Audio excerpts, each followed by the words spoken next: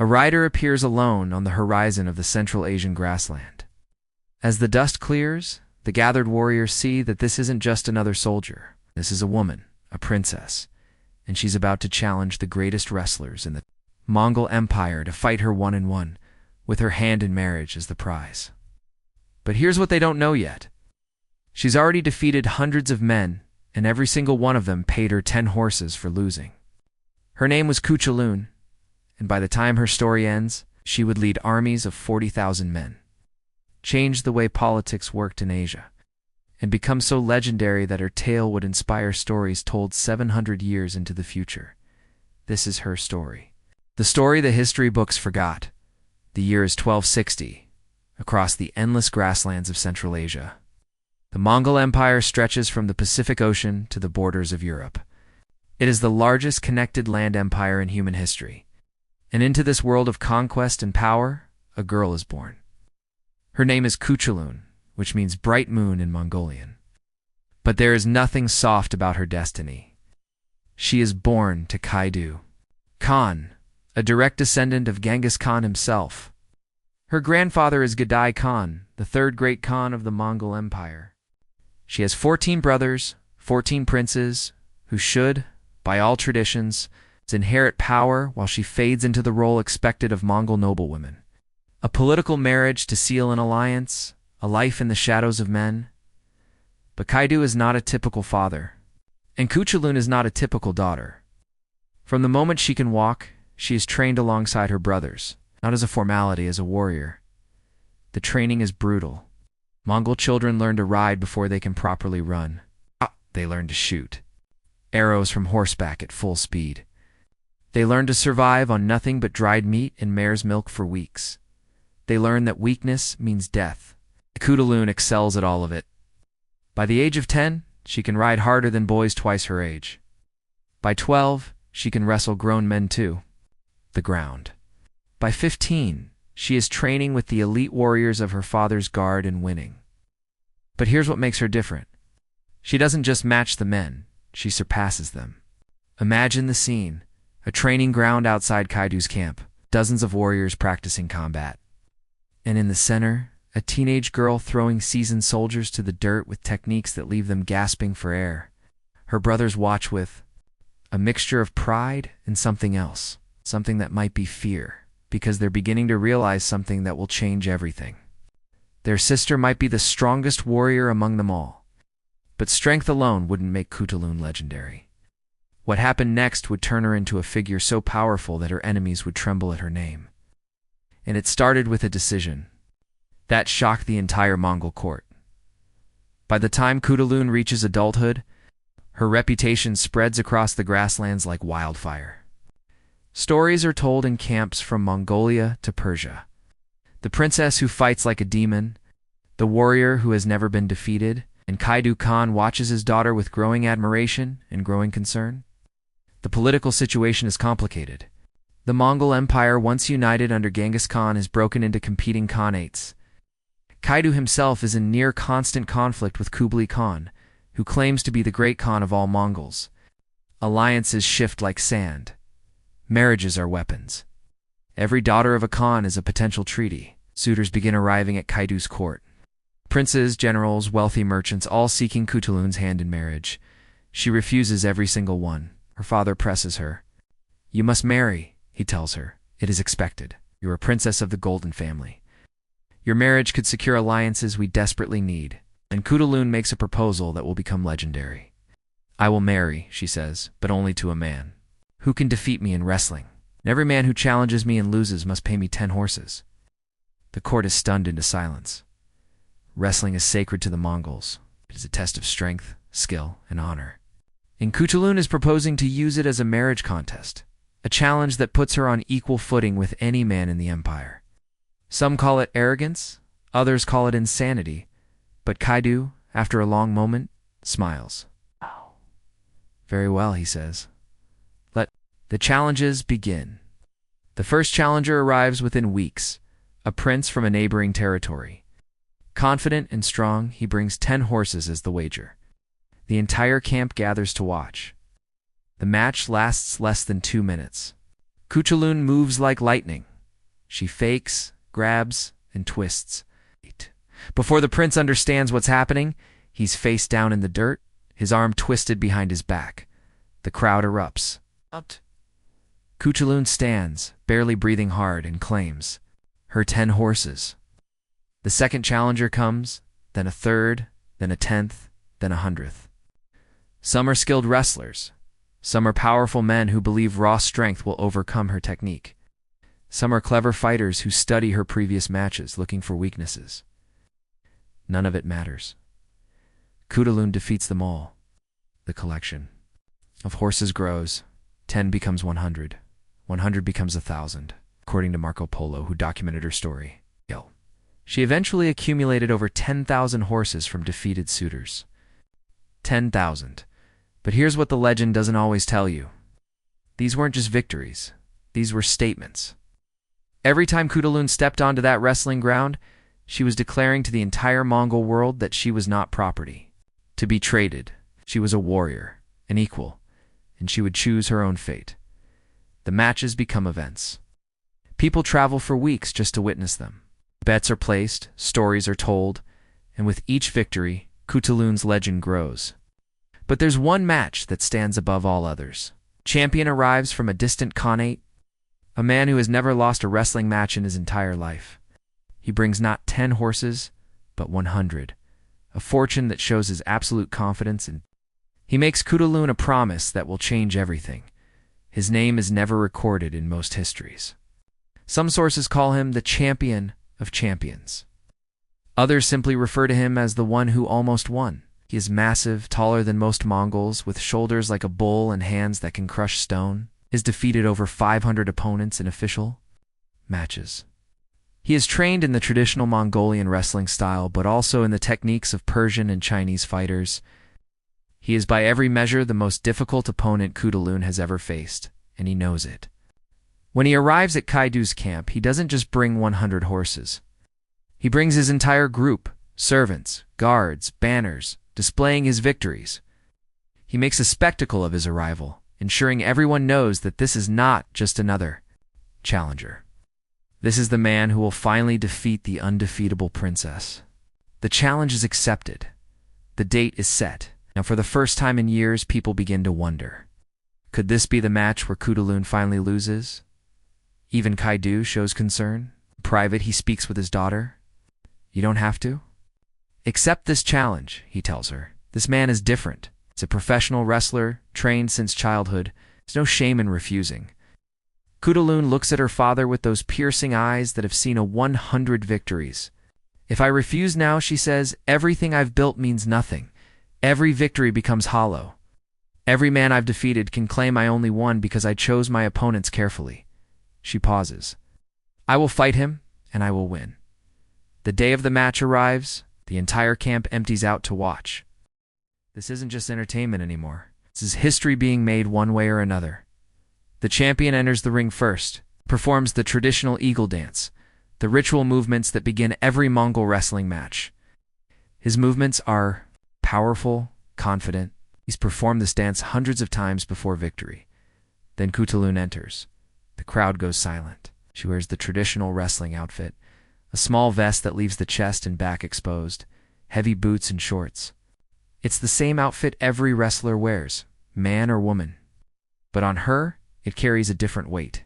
She is not just a wrestler. She is a symbol. The eagle dance begins. She mirrors his movements, but hers are different. Where his are aggressive, hers are fluid. Where his demonstrate raw power, hers show precision. They circle each other, and then the match begins. The champion lunges forward with terrifying speed for a man his size. His hands reach for Khutulun's vest, seeking the grip that has defeated so many opponents. But she's already moving, sliding to the side with a grace that seems impossible. He adjusts, comes at her again.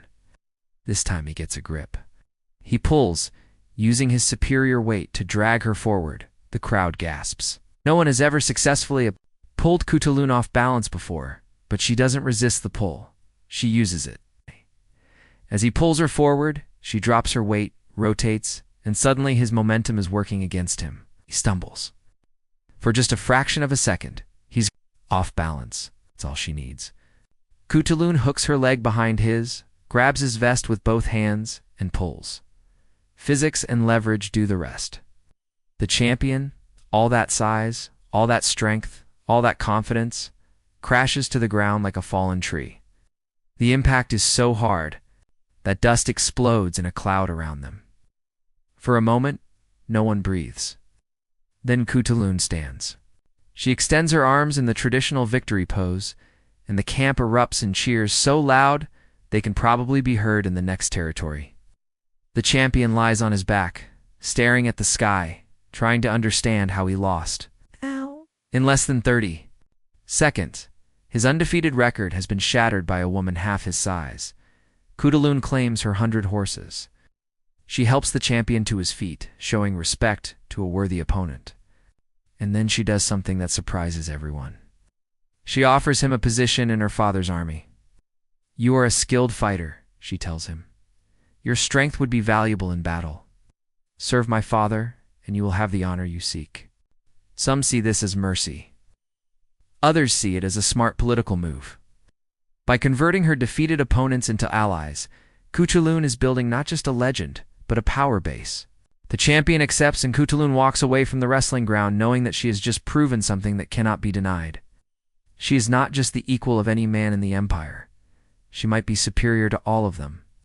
But being the greatest wrestler in the Mongol Empire was just the beginning. What Khutulun did next would take her from legend to legend because she was about to prove that her skills on the wrestling ground were nothing compared to her genius on the battlefield. Before we continue with Khutulun's incredible story, take a moment to like this video and subscribe. We're uncovering forgotten heroes like this every week. Warriors, rulers, and rebels whose stories deserve to be remembered. Hit that notification bell so you don't miss the next episode and drop a comment below. Who's your favorite forgotten hero from history? Now, back to Khutulun's story because it's about to get even more intense. The wrestling matches made Khutulun famous. But what she did on the battlefield made her immortal. By 1275, the political situation in Central Asia has reached a breaking point. Kublai Khan, ruling from his capital in China, claims authority over all Mongol territories. Kaidu Khutulun's father refuses to acknowledge this claim. He sees Kublai as corrupted by Chinese culture, abandoning the true Mongol way of life. War is inevitable. And when Kaidu assembles his army, he makes a decision that shocks his generals. He appoints Khutulun as one of his commanders. Not a figurehead, not a symbolic position. A real military commander with tactical authority over thousands of warriors. Some of the older generals protest. She is a woman, they argue. Men will not follow her into battle. Kaidu's response is simple. Khutulun's first real test comes during a battle near the Talaz River. Kaidu's forces are engaged with a detachment of Kublai's army. The battle is chaotic. Cavalry charges, arrow volleys, hand-to-hand combat in the dust and blood. Khutulun rides with a group of 300 horsemen. Her mission: flank the enemy position and create chaos in their rear lines. But as they circle around, they discover a problem. The enemy has positioned a reserve force exactly where Khutulun planned to attack. If she proceeds with the original plan, her 300 riders will be slaughtered by a force 3 times their size. In that moment, with arrows flying and men dying, Khutulun makes a decision that reveals her tactical genius. Instead of retreating or forcing the attack, she splits her force. 200 riders continue the flanking maneuver, making as much noise as possible, creating the illusion of a major attack. The enemy reserve moves to intercept them, and Khutulun with her remaining 100 riders circles even wider, moving faster, staying out of sight behind a ridgeline. By the time the enemy realizes what's happening, Khutulun has positioned her force directly behind their command position. She leads the charge herself, screaming a Mongol war cry that freezes the blood of everyone who hears it. The attack is devastating. The enemy command structure collapses. Officers are cut down before they can organize a defense. And in the chaos, Khutulun does something that will become her signature move on the battlefield. She rides directly at an enemy officer, a general based on his armor and banners. He's surrounded by bodyguards, but she doesn't care. She charges through them like they're made of paper. And then, in a move that seems impossible, She leans from her saddle, grabs the general by his armor, and literally pulls him off. His horse. She holds him against her side like a sack of grain and rides out of the enemy formation, carrying him as a prisoner. The enemy forces see their general captured by a single warrior. Morale shatters. The battle turns into a rout. Khutulun returns to her father's camp with the captured general. When she throws him at Kaidu's feet, the entire army witnesses it. And from that moment forward, no one questions whether men will follow her into battle. She wins. This becomes her pattern. Over the next 15 years, Khutulun participates in dozens of battles. She commands forces ranging from hundreds to tens of thousands. And she develops a reputation not just for strength, but for intelligence in warfare. She studies her enemies. She adapts tactics. She understands that Mongol warfare isn't just about charging and overwhelming opponents. It's about mobility, deception, and psychological warfare, and she excels at all of it. According to historical accounts, Khutulun personally captured enemy warriors in combat on multiple occasions. The technique of grabbing an opponent from horseback becomes associated with her specifically. Enemy soldiers begin to fear the sight of a woman warrior charging toward them because they know that if she gets close enough, they're already defeated. But here's what makes Khutulun truly exceptional. She doesn't just fight, she protects. In one recorded incident, a portion of Kaidu's army is ambushed during a retreat. The rear guard is being cut to pieces by pursuing enemy cavalry. The situation is desperate. Men are dying. The entire army could be destroyed if the pursuit isn't stopped. Khutulun doesn't wait for orders. She assembles every available horseman. She can find approximately 2,000 riders and leads a countercharge directly into the pursuing force. The enemy expects a desperate, disorganized attack. What they get is a perfectly executed cavalry assault that hits them like a hammer. Khutulun's force punches through their formation, wheels around, and attacks again from the opposite direction. The pursuing army breaks and scatters. The rear guard is saved, and Khutulun cements her reputation as not just a warrior, but a leader who will risk everything for her soldiers.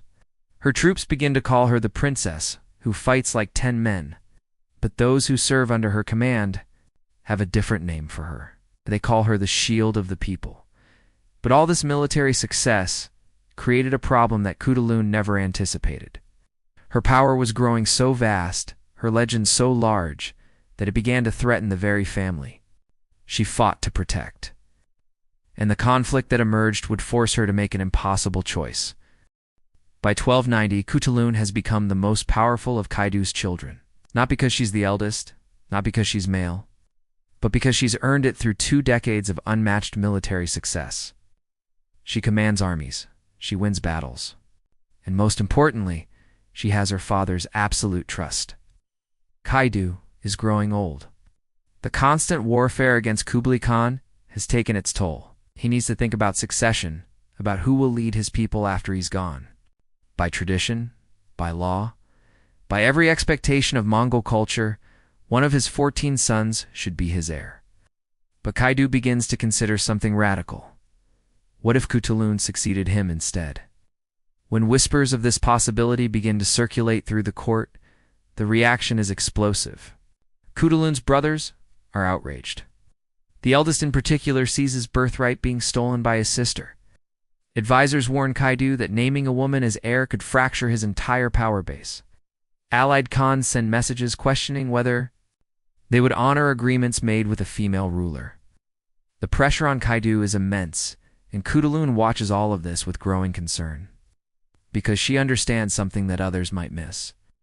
Her father's favor is becoming a poison. In private councils, Kaidu makes his preference clear.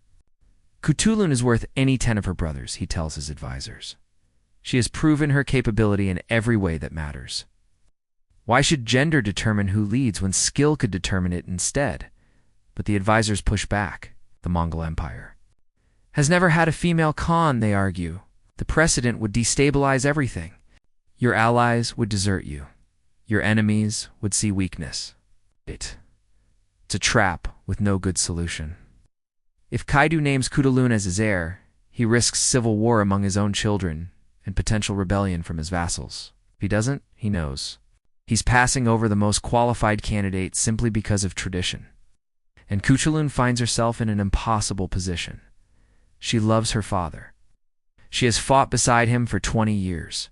She has bled for his cause, won victories that preserved his power, but she's also watching what her success is doing to her family. Her brothers avoid her at gatherings. Whispered conversations stop when she enters a room. She can feel the resentment building like a storm.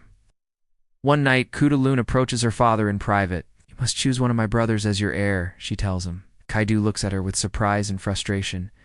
"None of them have your skills. None of them have earned what you have earned." "It doesn't matter," Khutulun replies. "If you name me heir, this family will tear itself apart. And when you die, there will be civil war. Everything we fought for will collapse." "So you would step aside?" Kaidu asks. "You would let lesser men take power simply to avoid conflict." And here Khutulun says something that reveals the depth of her character. "I would preserve what we've built. I would protect our people. If that means I cannot rule, then I cannot rule. But I can still serve." It's a moment of stunning selflessness. She's choosing family unity over personal ambition.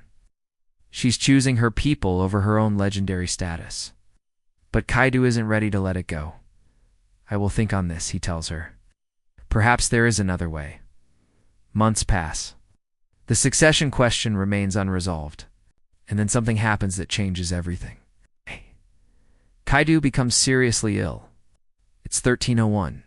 He's in his 70s, ancient by Mongol standards. Years of warfare and stress have worn him down, and now his body is finally giving out as he lies dying. The succession crisis reaches its peak. Messengers rush between camps, brothers position their supporters. The entire Khanate holds its breath, and Khutulun makes a decision.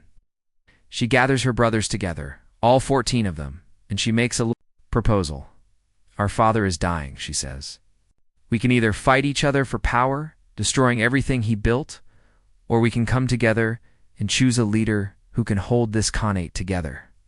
She pauses, looking at each of them. "I propose we support our brother Horus. He is not the strongest warrior. He is not the greatest general, but he is wise, diplomatic, and fair. He can unite our family, and I will serve as his military commander, ensuring our armies remain strong." It's a masterstroke of political strategy. By voluntarily stepping aside and proposing a compromise candidate, Khutulun diffuses the succession crisis before it can become a civil war. Some brothers are suspicious, others are relieved, but ultimately they agree. When Kaidu dies shortly after, Horus becomes Khan, and Khutulun, as promised, becomes his primary military commander. She gives up the throne she could have claimed, but in doing so, she saves her father's legacy and her family's power. But here's the twist that history almost forgot. Khutulun's story doesn't end with her father's death. It in the years that followed would prove that she never needed a throne to change the world. After Kaidu's death, Khutulun faces renewed pressure from her family and court. "You must marry," they tell her. "You have no heirs. You are aging. The time for wrestling contests has passed." By now, Khutulun is in her 40s. She has spent more than 20 years defying expectations, building a legend that spans continents. Her collection of horses from defeated wrestlers has become so vast, it's an actual economic force in the region, and she has never married. But now, with her father gone and her position secure as military commander, she makes an unexpected decision. She chooses a husband. His name is uncertain in historical records. Some sources suggest he might have been named Gazan or Abtai. What is certain is that he is not a prince, not a great warrior, not a champion wrestler. He is a relatively ordinary man from among her father's loyal soldiers. Someone she trusts. Someone who has served loyally. Someone who crucially will never try to control her or diminish her power. The court is scandalized. After all these years of refusing princes and champions, after accumulating a legendary collection of horses, and defeating every man who challenged her, she chooses someone completely unexpected. But this is vintage Khutulun. She makes decisions on her own terms always. The marriage is quiet without the ceremony one would expect for a princess of her status. And notably, Khutulun doesn't give up her military command. She doesn't retreat into domestic life. She continues to lead armies, continues to ride into battle, continues to be the warrior she has always been. Her husband becomes something unusual in Mongol society, a man defined not by his own achievements, but by his wife's legend. And according to the limited records we have, he seems perfectly content with this arrangement. But there's a darker current running beneath this seemingly happy resolution. Whispers begin to circulate, rumors, dark accusations. Some claim that Khutulun poisoned her father to prevent him from naming her brothers as heirs. Others suggest she killed several brothers in secret to maintain her power. Still others accuse her of practicing witchcraft, claiming that her unnatural strength and success must come from dark magic. None are based on credible evidence, but they persist in the historical record, by chroniclers who can't quite accept that a woman could achieve what Khutulun achieved through skill and merit alone. This is the double-edged sword of her legacy. She is so exceptional that people literally cannot believe she's real. They invent supernatural explanations. They fabricate crimes. They create narratives that make sense to their worldview, even when those narratives contradict all evidence. But Khutulun ignores the rumors. She has more important work to do. Under her brother Oris's rule, with Khutulun as military commander, the Khanate remains strong. She continues to lead campaigns, continues to win battles, continues to be the shield that protects her people. The historical record becomes unclear in her final years. Some sources suggest she died in battle, falling in combat like a true warrior. Others indicate she died of natural causes, surrounded by her family. The truth is lost to time.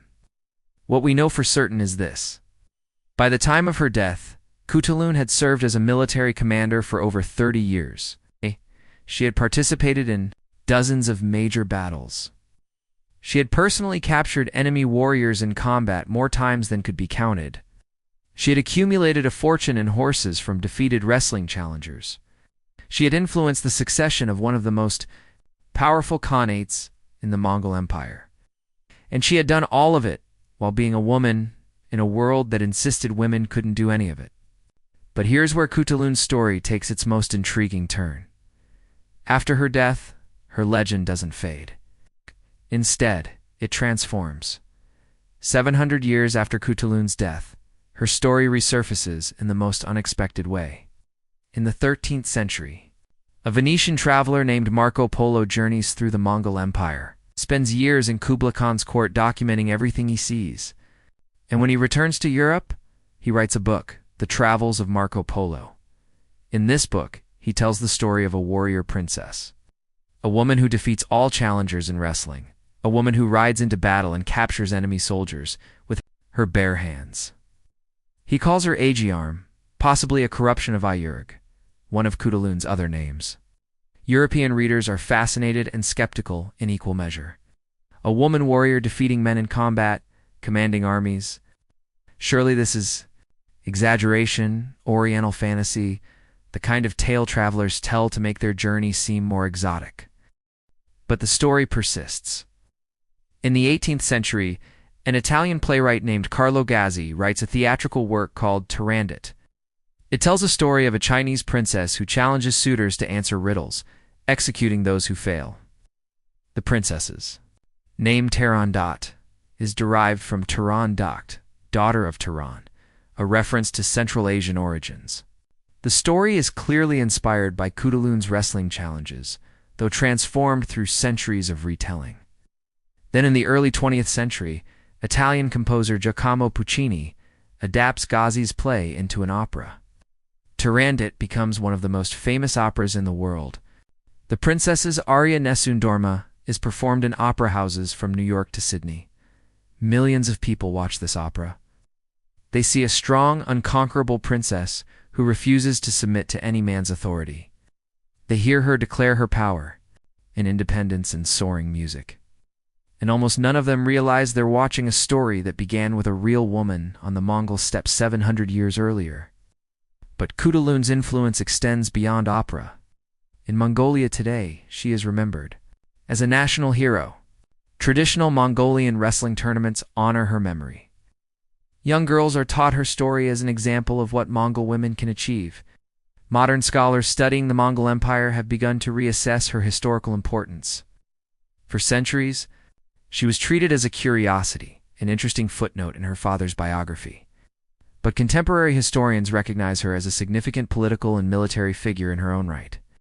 She proved that gender restrictions were cultural constructs, not natural laws. She demonstrated that women could excel in traditionally male domains when given the opportunity and training. She showed that leadership ability had nothing to do with what was between someone's legs and everything to do with what was between their ears. And she did all of this without modern feminism, without contemporary discussions of gender equality, without any of the philosophical frameworks we use today to discuss these issues. She simply did it. She became the person she was capable of becoming, regardless of what society expected. But here's the most remarkable aspect of Khutulun's legacy. She never asked permission. She didn't petition her father to let her train as a warrior. She simply trained. She didn't request permission to refuse marriage. She simply refused. She didn't ask if she could command armies. She simply commanded. She lived by a principle that would be radical in the 13th century and remains radical today. The only permission you need to be extraordinary is your own. But there's one final twist to Khutulun's story. One last detail that changes everything. Remember all those accusations? The whispers that she poisoned her father, the rumors of witchcraft, the suggestions that she murdered her brothers. Modern historians have investigated these claims thoroughly. They've examined the available evidence, cross-referenced sources, analyzed the political context. Here's what they've concluded. The accusations were almost certainly fabricated by later chroniclers who couldn't reconcile Khutulun's success with their beliefs about gender. Think about it. If Khutulun had actually poisoned her father or murdered her brothers, why would she voluntarily step aside from succession? Why would she support her brother Horus instead of seizing power herself? Why would she continue serving as a military commander rather than claiming the throne? The accusations make no sense given her actual behavior. What makes perfect sense is that male chroniclers writing decades or centuries after her death looked at her exceptional achievements and invented explanations that fit their worldview. She couldn't be successful because of skill, so she must have used poison. She couldn't be strong because of training, so she must have used witchcraft. The real scandal of Khutulun's story isn't what she allegedly did. It's what people needed to believe about her to make her existence acceptable. She was so far beyond what her society believed a woman could be that they literally had to invent crimes to explain her. They couldn't just accept that she was exceptional. Possibility was more unthinkable than poison, murder, and magic. And that tells us something profound about how history is written. How many other exceptional women have been erased from history or diminished by false accusations? How many Khutuluns are lost to time because their achievements were too threatening to record accurately? We'll never know. But we know about this one. And her story survives not because people wanted to remember her, but because her achievements were too extraordinary to completely erase. She won too many battles, defeated too many champions, commanded too many soldiers, made too much impact. Even those who wanted to diminish her couldn't quite make her disappear. Khutulun died sometime in the early 14th century. The exact date is unknown. The circumstances are unclear. Her final resting place has never been found, but her legacy endures. She proved that the only limits on human potential are the ones we accept. That tradition is just the opinion of dead people. That strength comes in forms society doesn't always recognize or value. She was a wrestler who never lost, a warrior who captured enemies with her bare hands, a commander who led 40,000 soldiers, a princess who chose her own path. And she did all of it without apology, without permission, without compromise. The Mongols had a phrase for warriors of exceptional courage and skill: Badr, hero. Khutulun earned that title 1,000 times over. But perhaps the most fitting tribute comes from her people's oral traditions. Centuries after her death, Mongol grandmothers still tell stories to their granddaughters. Stories of a princess who was stronger than any man, a warrior who rode like thunder, A woman who proved that nothing, not tradition, not expectation, not the weight of an entire empire's assumptions, could cage a person determined to be free. They end these stories with a simple phrase: be like Khutulun, be strong, be brave. Be yourself no matter what the world says. That's her real legacy. It's not the battles won or the challengers defeated, but the possibility she represented. The door she kicked open for everyone who came after. Khutulun proved something that needed. Proving that is still being proven today, 700 years later, that heroism doesn't have a gender, that strength comes in many forms, and that one person refusing to accept the world's limitations can change what everyone believes is possible. If Khutulun's story moved you, inspired you, or made you think differently about what's possible, do me a favor. Hit that like button. It helps more people discover these forgotten heroes. Subscribe and turn on notifications. Every week, we're uncovering stories like this. Warriors, rulers, rebels, and visionaries whose names should be legendary but have been erased by time. And here's something I'm curious about. Comment and tell me what surprised you most about Khutulun's story. Was it her wrestling victories, her military command, the fact that her legend inspired one of the world's most famous operas? Or maybe you know about another forgotten hero whose story deserves to be told. Share their name in the comments. Your suggestion could become the next episode. History isn't just about the past. It's about understanding how we got here and imagining where we can go. Every forgotten hero we remember is a door that opens. Every story we tell is a possibility we reclaim.